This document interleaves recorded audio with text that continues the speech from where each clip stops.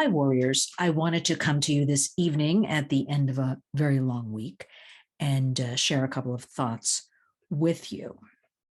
I wanted to make everybody aware of a couple of things going on that you might not be hearing about in the news, but you'll always hear at Lynn's Warriors. Please always follow me. A reminder, lynswarriors.org, Facebook, Twitter, and Instagram, Lynn's Warriors. There was an FBI alert circulated earlier this week.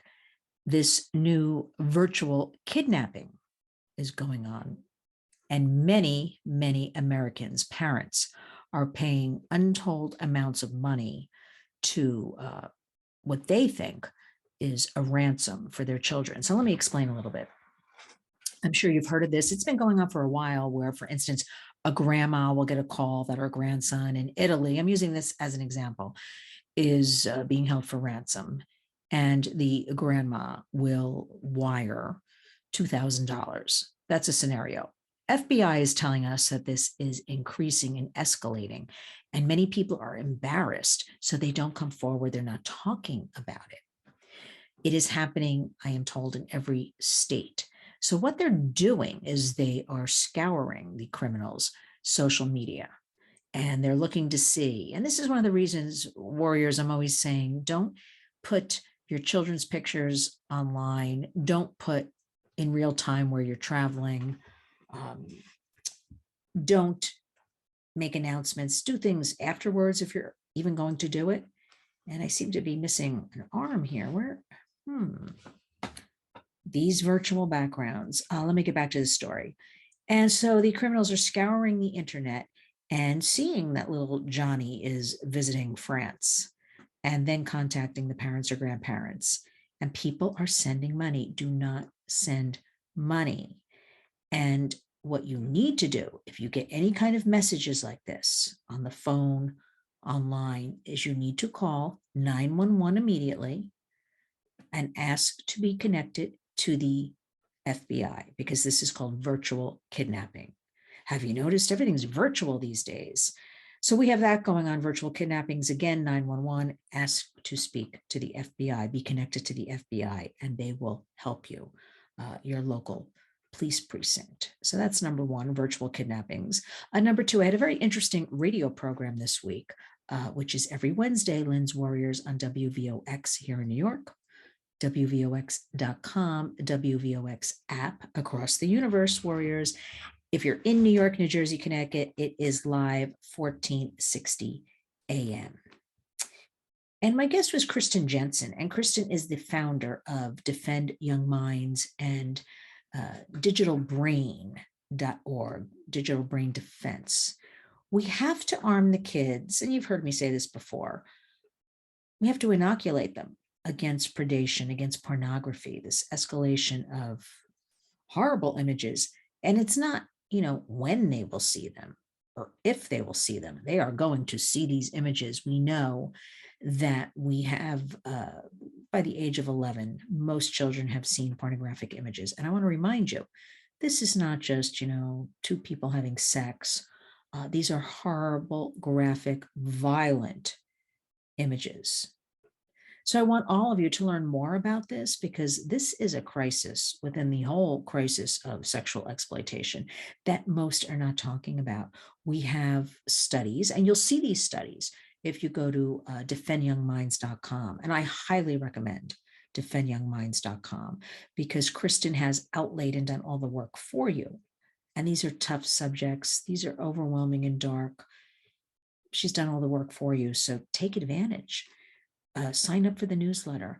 Also, her digitaldefense.org, which is a series of digital lessons for communities and schools. But I want all of you to get used to using these resources that will educate you so you'll know what to say, will guide you, because a lot of parents and grandparents don't talk about these things because they're embarrassed. They don't know what to say. So we do all the work for you. So go to defendyoungminds.com. Kristen has done, left the phone on. Kristen has done an excellent job. First of all, she has a series of 2 read aloud books, one for the younger kids, 3 to 7, and the other book is for 8 to 12. And you could sit with the younger kids and just read the book, 1 or 2 pages a day. Let them ask questions or just read it to them. The books are called Good Pictures, Bad Pictures. And for the older kids, it's more interactive, where you have questions laid out for you, where you have, what would you do if you saw this? How would you react? We have to arm the kids. I can't say this enough. I'm saying it all the time. The predators are winning. The law lags behind technology. I am working day and night on different issues with all of this. So we have virtual kidnappings. We have the tremendous defendyoungminds.com. Start, I know I repeat some things, but I have to, because we live in a digital world. It's not changing. It's only going to increase and get worse. I don't want to constantly talk about how bad the internet is, because I think we all know that. How we do have studies that looking at pornography, children can possibly lead to them abusing other children, or just other psychological crimes and medical conditions. I'll leave it at that. So you want to read these studies. I mean, these are well-vetted studies. So it's so important. Our kids are the future, and look at the world, warriors. We as adults can hardly handle everything that's going on, because it truly is like being hit with a hammer, and every day with something new. So protect your kids at home and protect it within your communities, and get going on some of this. And always, always, always, communicate with the kids, talk to the kids. It's up to you. And I know these are tough subjects, but go to linswarriors.org, look at some of the take actions, look at some of the news and events, just start getting familiar with things. I want all of us to keep an eye on the kids.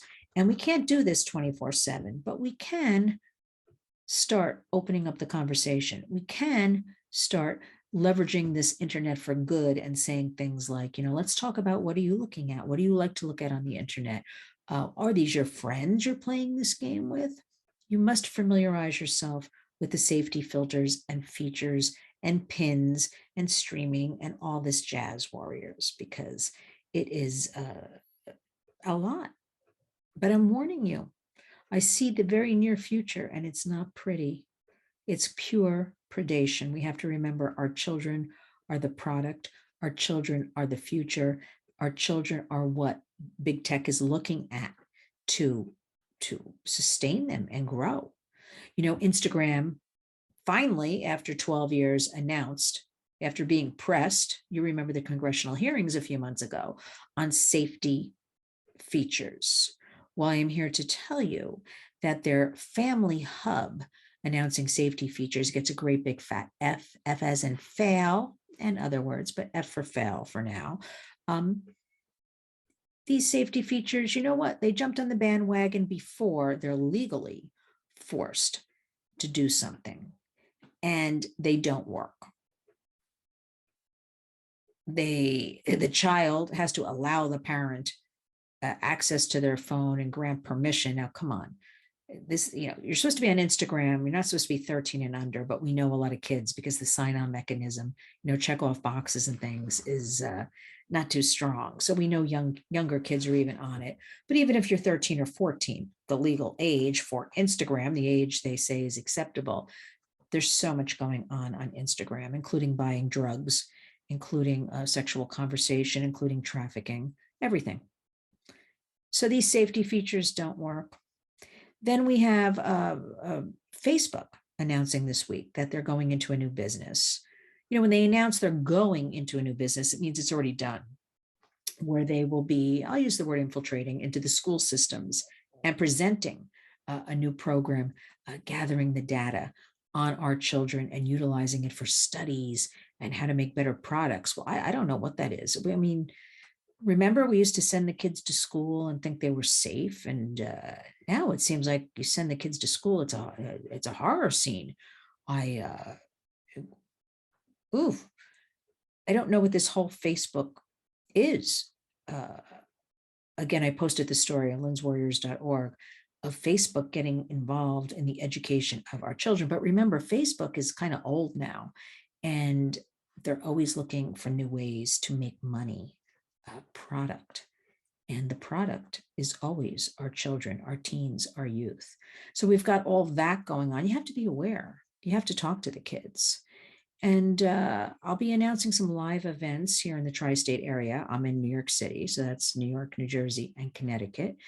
And I want to remind everybody that we are fighting hard. I need to leave you with a take action. I don't want to overwhelm on a Friday night. I'll be doing some more videos over the weekend. It's been a very long, tough week, but they all are, right, warriors?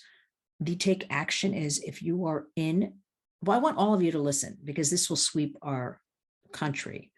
But right now in New York, I need all of you to understand what the full decriminalization of the sex trade means. We can all agree, no matter who you are, that we want to decriminalize those who are vulnerable and prostituted and help them should they want. We don't want them legally, criminally charged. We do want charged, though, the sex buyers, the pimps and traffickers, brothel owners, and those who cause harm. This is the full decriminalization of the sex trade. That is, everybody's decriminalized. We don't want that. Why don't we want that? Because the demand is for children. Do you want your child to become a sex worker?